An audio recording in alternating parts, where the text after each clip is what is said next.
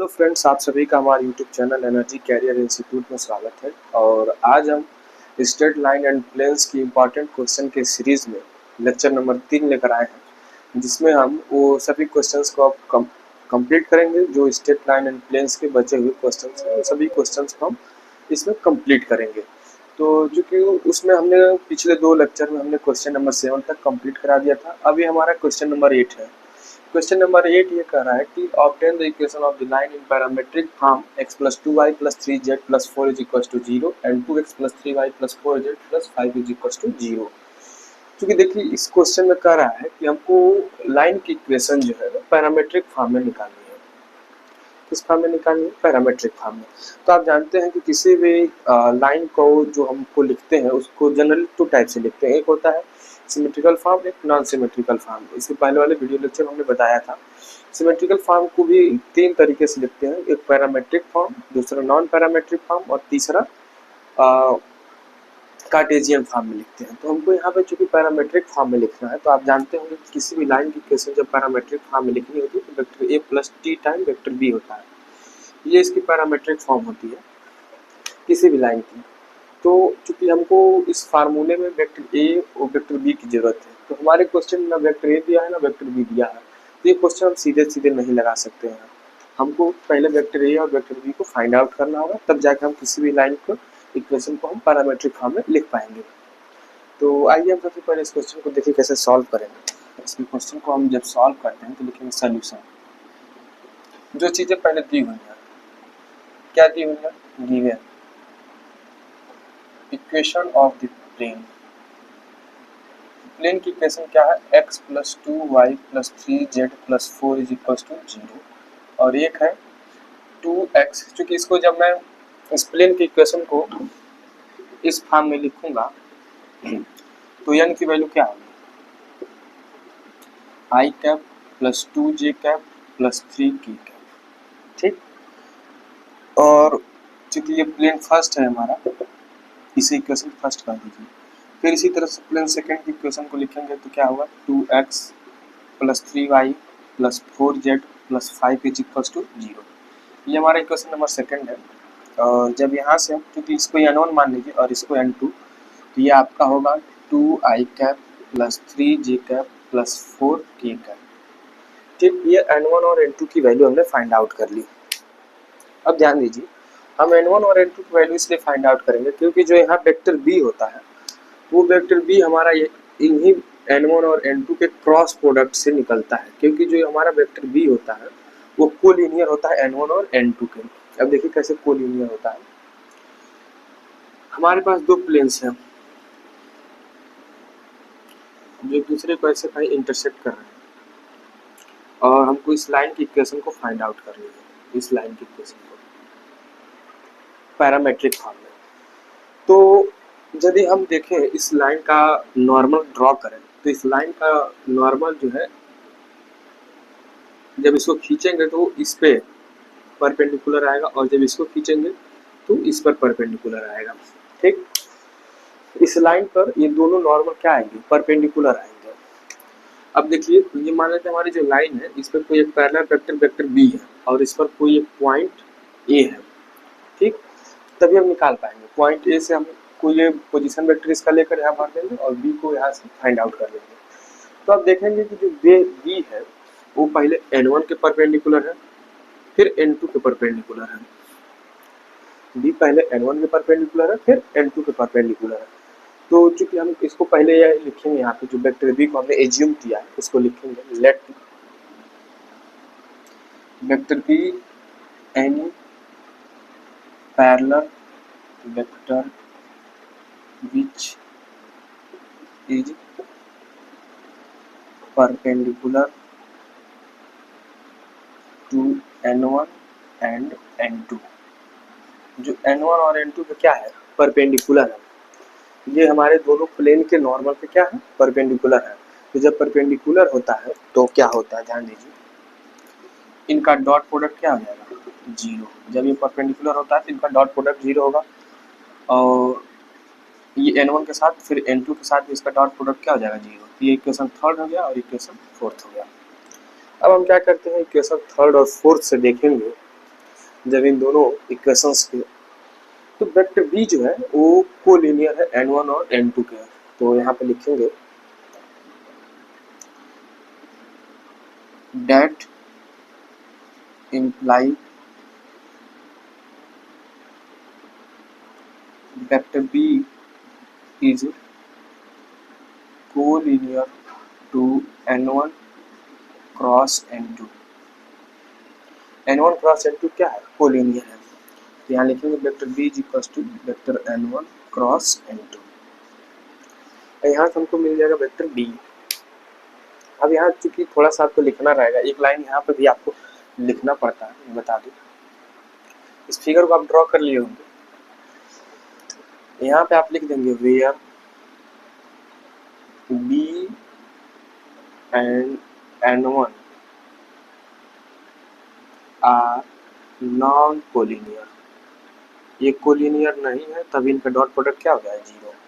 फिर यहाँ भी लिख देंगे वही चीज same, where b and n2 are non collinear, same चीज लिख देंगे। अब ध्यान दीजिए, हम यहाँ से n1 क्रॉस n2 इनको रख के सॉल्व करेंगे और वेक्टर b को फाइंड आउट करेंगे हम। तो आइए इस फिगर को आप बना लीजिए, इसको इरेज कर दे रहा हूँ, क्वेश्चन को भी इरेज कर दे रहा हूँ, आप लिख लीजिए। तो जब आप वेक्टर b निकालेंगे यहाँ से, तो n1 की वैल्यू क्या है? आई कैप जे कैप में पहले इसको लिख लीजिए 1 2 3 2 3 4, ठीक। अब ध्यान दीजिए, इसको जब आप सॉल्व करेंगे तो आई कैप ये होगा 8 माइनस 9 माइनस जे कैप 4 माइनस 6 प्लस के कैप 3 माइनस 4, ठीक। अब इसको सॉल्व करेंगे तो minus i cap plus 10 J cap, sorry 10 plus 2 J cap minus के कैप। ये किसकी वैल्यू है? वेक्टर बी की वैल्यू है। तो चूंकि अब हमको पैरामेट्रिक फॉर्म में, जो हमारा ये पैरामेट्रिक फॉर्म है वेक्टर ए plus T time vector B, हमने वेक्टर बी को फाइंड आउट कर लिया है। अब हमको वेक्टर ए की जरूरत है। वेक्टर ए कैसे निकालेंगे? तो वेक्टर ए को निकालने के लिए थोड़ा सा आपको दिमाग लगाना होगा। हम ऐसा कोई पॉइंट लेंगे जहाँ पे वो पॉइंट ऐसा होगा कि जो दोनों प्लेन में कॉमन होगा। वो पॉइंट ऐसा होगा जो दोनों प्लेन में क्या होगा? कॉमन होगा। तो हम यहाँ पे लिखेंगे सपोज the line meets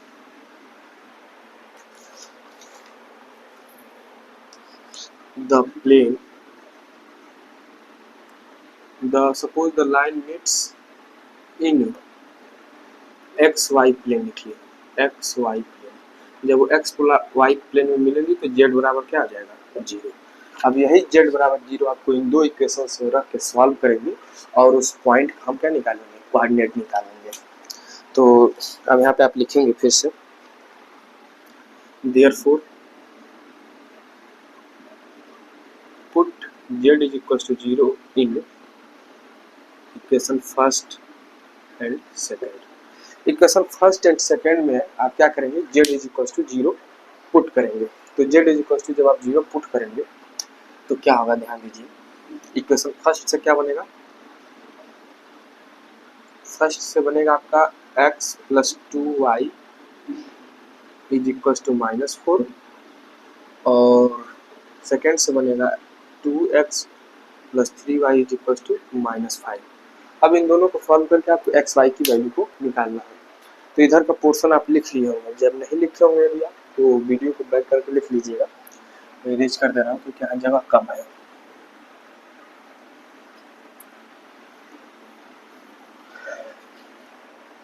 तो उनको जब आप सॉल्व करेंगे इन पॉइंट्स को तो क्या होगा? ये होगा x अपान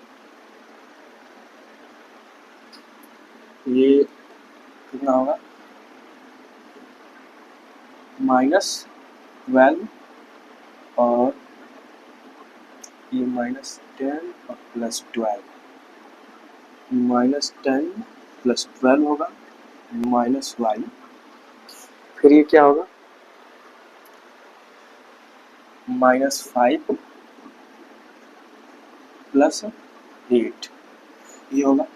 फिर इसको सॉल्व करेंगे तो क्या होगा, x upon 2 is equals to minus Y by 3। यहाँ से एक्स वाई जेड की जो वैल्यू आएगी वो होगी 2 माइनस 3 एंड 0, क्योंकि जेड को हमने 0 मान लिया है तो एक्स वाई की वैल्यू आ गई 2 एंड माइनस 3।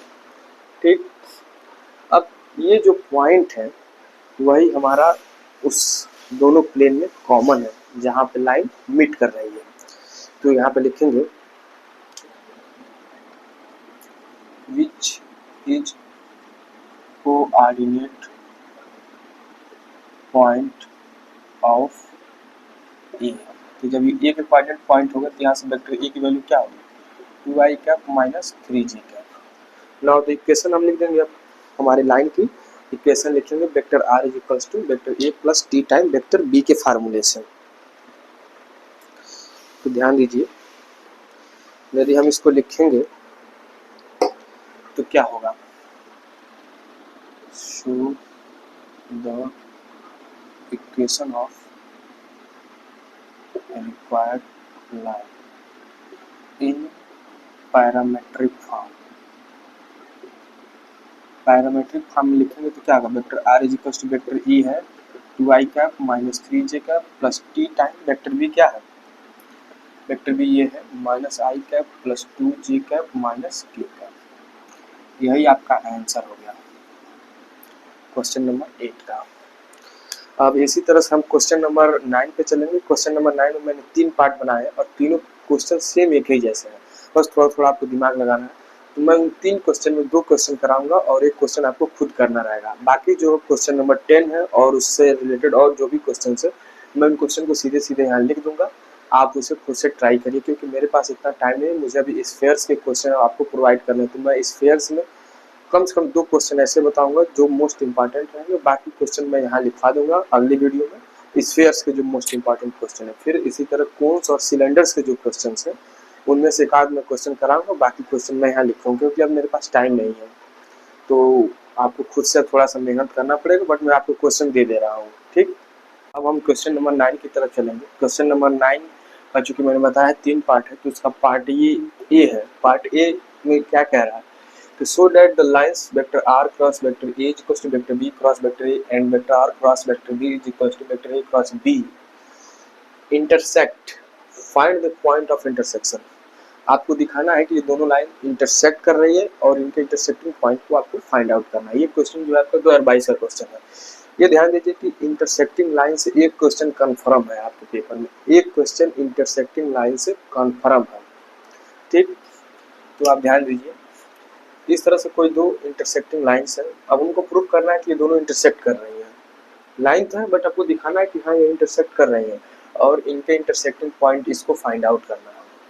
ठीक, तो आइए हम सबसे पहले दिखाएंगे कि ये लाइन इंटरसेक्ट कैसे कर रही है। इंटरसेक्ट करने का जो आपका केस होता है वो होता है vector C minus vector A dot product vector B cross T.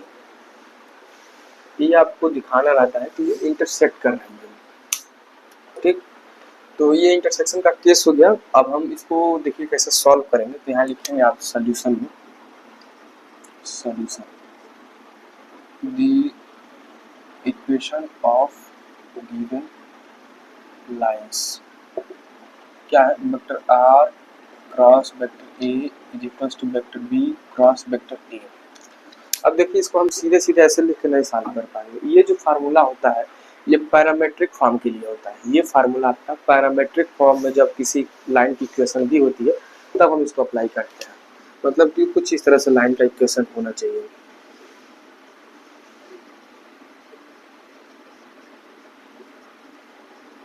इस तरह से यदि लाइन की इक्वेशन दी हुई है तब आप इस फार्मूले को लगाएंगे, लेकिन हमारा तो इक्वेशन इस फॉर्म में दिया है तो हम पहले इन इक्वेशंस को इस तरह से चेंज करेंगे। जब हम इनको चेंज कर लेंगे तब हम इस फार्मूले को जनरली अप्लाई कर देंगे और दिखा देंगे कि ये लाइन इंटरसेक्ट कर रही है। जब इनको आप सॉल्व करेंगे तो क्या होगा, ध्यान दीजिए, vector R minus vector B with dot product vector A equals to 0 होगा। फिर इसको जब आप पैरामेट्रिक फॉर्म में लिखेंगे तो क्या होगा, in parametric form, parametric form होगा vector are is equals to vector B plus T time vector A. फिर इसी तरह से सेकेंड लाइन की इक्वेशन लिखेंगे, ये 11 और फिर जब L2 की इक्वेशन लिखेंगे तो क्या है, vector R cross vector B is equals to vector A cross vector B। यहाँ से क्या होगा, vector R minus vector A with dot product vector B is equals to 0। फिर इनको जब पैरामेट्रिक फॉर्म में लिखेंगे आप तो क्या होगा,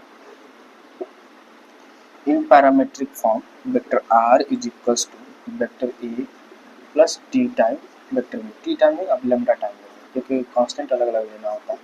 इक्वेशन सेकंड हो गया, इक्वेशन फर्स्ट हो गया। अब ध्यान दीजिए हम क्या करेंगे यहाँ पे, हमको चूंकि जो हमने आपको पहले ही बताया है कि इंटरसेक्टिंग के लिए जो कंडीशन होते हैं वो क्या होता है कि vector C minus vector A with dot product vector B cross D की जो वैल्यू है वो क्या होनी चाहिए, जीरो। क्या होनी चाहिए, जीरो होनी चाहिए। तो हम उसी को यूज करेंगे, तो लिखेंगे for the condition of intersection. Intersection के लिए कंडीशन क्या आता है, vector C minus vector A dot product vector B cross D is equals to 0। तो अब ध्यान दीजिए C के जगह पर क्या है, ये जो फार्मूला आपका बना है वो फार्मूला बना है vector R is equals to vector A plus T time vector B and vector R is equals to C plus lambda time vector D। ये हमारा फार्मूला जो है इन दोनों लाइंस के लिए बना है, हमको लेकिन लिखना है इन दोनों लाइंस के लिए। तो देखिए क्या करेंगे, यहाँ पे C की जगह A है, आप लिखेंगे वेक्टर A माइनस, और A की जगह पे क्या है, यहाँ पे B है, dot product vector B cross D। तो वेक्टर B की जगह है वेक्टर A क्रॉस D की जगह है vector B is equals to 0। अब ध्यान दीजिए यहाँ पे हम क्या करेंगे, इनका गुणा जब कराएंगे तो vector A dot product vector A cross B minus vector B vector A cross vector B is equals to 0। ठीक, तो अब ध्यान दीजिए जब हम इनको सॉल्व करते हैं यूजिंग वेक्टर टेक्निक की प्रॉपर्टी से, स्केलर ट्रिपल प्रोडक्ट की जब हम प्रोडक्ट प्रॉपर्टी लगाते हैं तो ये वैल्यू 0 हो जाती है। अब चूंकि वो प्रॉपर्टी क्या है कि यदि दो वेक्टर्स इक्वल हैं, जैसे देखिए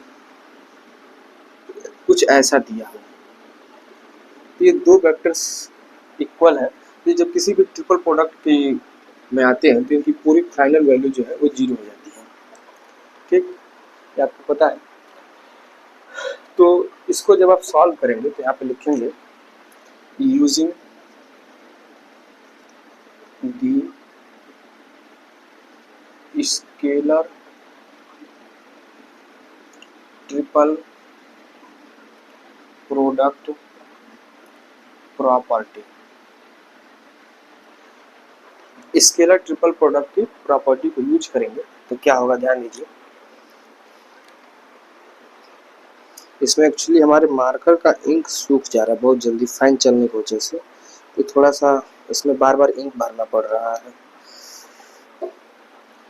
तो अब ये होगा आपका, क्योंकि यहाँ से ये वैल्यू पूरी 0 हो जाएगी और यहाँ से पूरी वैल्यू 0 हो जाएगी, कुल मिलाकर आपको क्या आ जाएगा 0। यहाँ पे लिखेंगे hence the given lines are intersecting line. कैसी लाइन है, इंटरसेक्टिंग लाइंस है। ये हमने प्रूफ कर दिया। अब हमको दूसरा पार्ट ये इसका प्रूफ करना है, प्रूफ नहीं करना, फाइंड आउट करना है इनका इंटरसेक्टिंग पॉइंट जहाँ ये इंटरसेक्ट कर रहे हैं दूसरे को। तो आप क्या करिए, उसके लिए आपको एज्यूम करना होगा इंटरसेक्टिंग पॉइंट के लिए।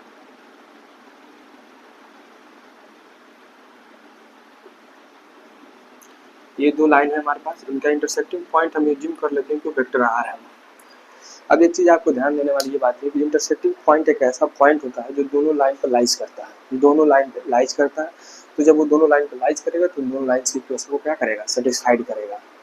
तो हम यही लिखेंगे यहाँ पे let the let vector r is intersecting point of our lines, ठीक, which is lies on both lines, वो हमारे दोनों लाइन पे क्या कर रहा है, लाइज कर रहा है। ठीक, तो अब हम दोनों लाइन्स लाइज कर रहा है, तो फिर जब हम इस पॉइंट को इस पर सेटिस्फाइड कराएंगे तो क्या होता है कि ये जो इक्वेशन है इनकी वो इक्वल हो जाती है। ये दोनों इक्वेशन क्या हो जाती है, इक्वल हो जाती है। कि जब भी हम किसी भी इंटरसेक्टिंग पॉइंट को दोनों लाइन को सेटिस्फाइड कराएंगे तो दोनों का इक्वेशन क्या हो जाएगा, इक्वल हो जाएगा। तो यहाँ पे लिखेंगे after satisfied vector R on the both lines, जब सेटिस्फाइड कराएंगे दोनों लाइन पे तो क्या हो जाएगा, ए टाइम नहीं B time vector B plus T time vector A is equals to, एक है वेक्टर ए plus lambda time vector B. अब क्या करिए, आप इसको सॉल्व करेंगे। सॉल्व कैसे करेंगे, इसको सॉल्व करने का है टेक्निक है, या तो इधर वेक्टर ए से गुणा कर दीजिए, मतलब इसमें आप क्या करना, या तो टी को गायब कर दीजिए या लेमडा को गायब कर दीजिए, दोनों उसकी शेप को आपको गायब करना पड़ेगा। तो मैं क्या कर रहा हूँ, मैं यहीं से लेमडा को गायब कर दे रहा हूँ। तो यहाँ क्या करेंगे, take cross product of vector B on both side. Both side जब वेक्टर बी का क्रॉस लेंगे तो vector B cross vector B plus T time vector A cross vector B is equal to vector A cross vector B plus lambda time vector B cross vector B. अब देखिए, आप यहाँ से फिर हम using vector property same quantities का जो cross product होता है वो क्या हो जाता है, जीरो हो जाता है। ये वैल्यू जीरो और ये वैल्यू जीरो, तो आपको मिलेगा क्या, T time vector A cross B is equal to vector A cross vector B. यहाँ से टी की वैल्यू क्या आ जाएगी, 1, ये आपकी वैल्यू हो गई 1। अब इसी वैल्यू 1 को हम इन दोनों इक्वेशंस में किसी एक में रखें, सॉरी जिसमें टी है उसमें रखेंगे तो हमारे उस पॉइंट का कोऑर्डिनेट फाइंड आउट हो जाएगा। तो यहाँ पे आप लिखेंगे, हम फर्स्ट वाले में रख रहे हैं, फ्रॉम इक्वेशन फर्स्ट आपका ये है, vector are is equal to vector B plus vector a. इसको थोड़ा सा सुटेबल ढंग से लिखेंगे, vector are is equal to जाएगा वेक्टर ए प्लस वेक्टर बी। अब ध्यान दीजिए, यहाँ पे मैं थोड़ा सा आपको कॉन्सेप्ट एक बताना चाहता हूँ। मैंने यहाँ पे कहा है ये कि ये जो ऐसा पॉइंट होता है इंटरसेक्टिंग पॉइंट, जो दोनों प्लेन पर दोनों लाइन पर लाइज करता है और उन दोनों को सेटिस्फाइड करता है। आप यदि t बराबर 1 रखें तो आपको मिल गया a प्लस बी। आप ध्यान दीजिए, अगर लेमडा बराबर v1 रखेंगे, यहाँ पर सॉल्व करेंगे, जैसे मैं यहाँ पे b से क्रॉस प्रोडक्ट लिया है, यदि आप a से क्रॉस प्रोडक्ट लेंगे तो ये वैल्यू 0 हो जाएगी, तो जो लेमडा की वैल्यू निकल कर आएगी वो भी 1 आएगी। और फिर जब उस 1 को यहाँ पर आप यूज करेंगे तभी भी हमारा कोऑर्डिनेट क्या बन जाएगा, वेक्टर ए प्लस वेक्टर बी। तो आप देखिए दोनों सेम है।